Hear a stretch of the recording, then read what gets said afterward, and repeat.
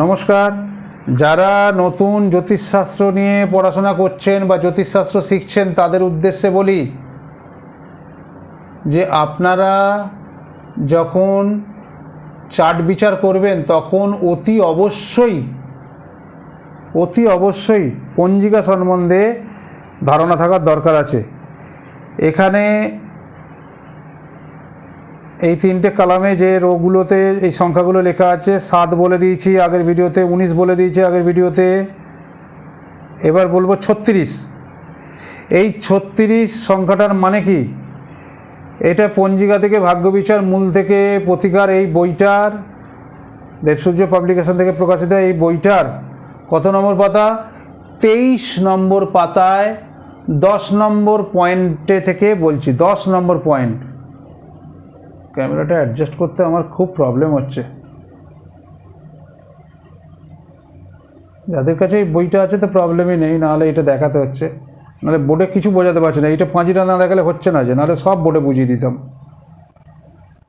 বোর্ডেতে আসবো কিন্তু দাঁড়ান, এই পাঁচির পাতাটা যতক্ষণ না শেষ করতে পারছি এই কেলেঙ্কারিটা ভোগ করতে হবে। আচ্ছা দেখুন তো, এই দেখতে পাচ্ছেন কিনা, এই দেখুন 36। বাবা কি হেজি। আচ্ছা 36, এই যে এবার এই 36 এটার মানে হচ্ছে দণ্ড। 36 কথাটার মানে হচ্ছে দণ্ড। কত দণ্ড? এই দণ্ডফল কিন্তু একদম পরিষ্কারভাবে শেখাবো। যদিও দেখুন, এখানে একটা কথা বলে রাখি, এখনকার দিনে মানে এখন যারা এই জ্যোতিষশাস্ত্র পড়ছেন তাদের কিন্তু দণ্ডফল লাগে না। আমাদের এখন দণ্ডফলের কোনো ইউনিট নেই, এখন সব ঘন্টা মিনিট সেকেন্ড ক্লকওয়াইজ। কিন্তু এই দণ্ডফল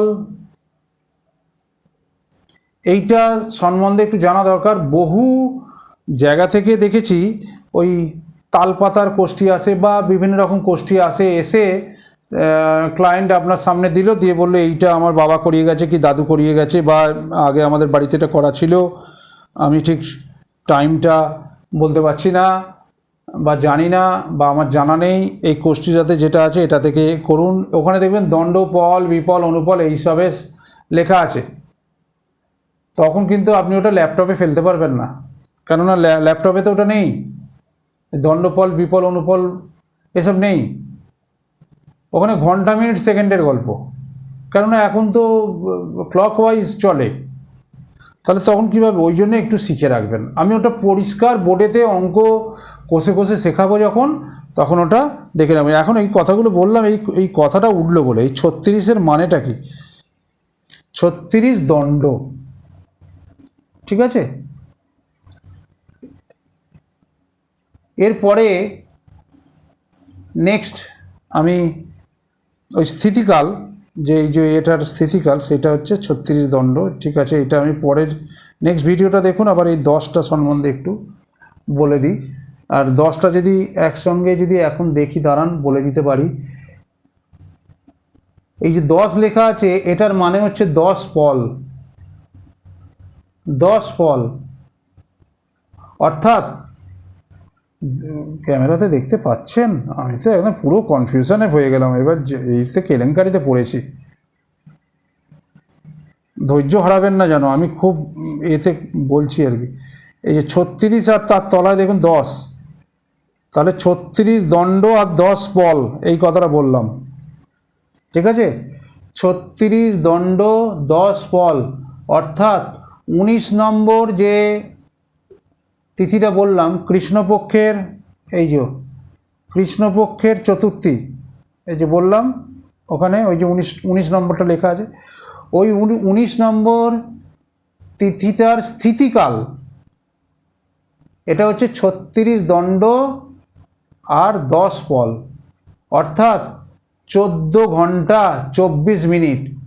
এবার কিভাবে এটা ক্যালকুলেট, আমি তো বোর্ডে না গেলে এই ক্যালকুলেশনটা কী করে বোঝাবো আপনাদের বলুন তো? আপনাদের কাছে যাদের কাছে বইটা দরকার, কিন্তু নাহলে এই কেলেঙ্কারি বইয়েতে কিন্তু পুরো ক্যালকুলেশনটা দেখানো আছে। আমি এই মুহূর্তে এইটা ঘুরিয়ে বোর্ডেতে যেতে পারছি না, এই পাঁচির পাতাটা না শেষ করা পর্যন্ত বোর্ডে যেতে পারছি না। বারবার বলছি আপনাদের যাদের কাছে বই আছে, লাঠিটা নিয়ে যাই দাঁড়ান, এই যে শনিবার 19 নম্বর হচ্ছে কৃষ্ণপক্ষের, এই যে শনিবার, এই যে 19 নম্বর হচ্ছে কৃষ্ণপক্ষের এই যে চতুর্থী তিথি, এইটা হচ্ছে এই যে 36 দণ্ড আর 10 পল। এখানে কিন্তু আপনারা বুঝতে পারবেন না, এখানে খালি দণ্ড লেখা আছে, এই যে দণ্ড, এই যে দং 36-10 লেখা আছে। এই 36-10 মানে কিন্তু আপনারা 36টা দংটা বুঝতে পারবেন, এটা হচ্ছে পল। কী করে বুঝবেন? এই যে বলে দিলাম বলে তাই, এটা পল। এটা বইয়েতে কিন্তু পরিষ্কার ক্যালকুলেশন করে দেখানো আছে। আর এটার টাইমটা কিভাবে এই 7:48 হচ্ছে সেটাও বইয়েতে পরিষ্কারভাবে দেখে।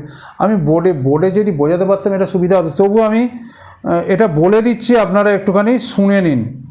যখন বইটা হাতে পাবেন তখন এটা ক্লিয়ার হয়ে যাবে কনসেপ্টটা।